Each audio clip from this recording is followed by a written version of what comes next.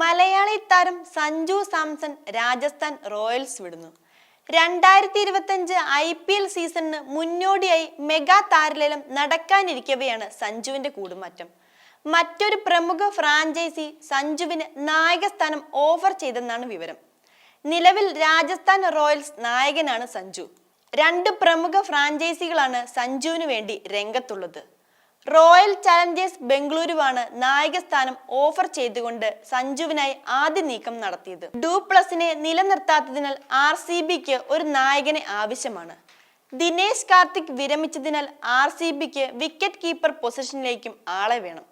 ഇതെല്ലാം പരിഗണിച്ചാണ് ബംഗളൂരു ഫ്രാഞ്ചൈസി സഞ്ജുവിനെ സ്വന്തമാക്കാൻ താല്പര്യപ്പെടുന്നത്. ലക്നൗ നായകനായ KL രാഹുലിനു വേണ്ടി RCB ചില ശ്രമങ്ങൾ നടത്തിയെങ്കിലും അത് ബലം കണ്ടില്ല. അതിനാൽ കൂടിയാണ് സഞ്ജുവിനെ തട്ടകത്തിലെത്തിക്കാൻ RCB കരുക്കൾ നീക്കുന്നത്.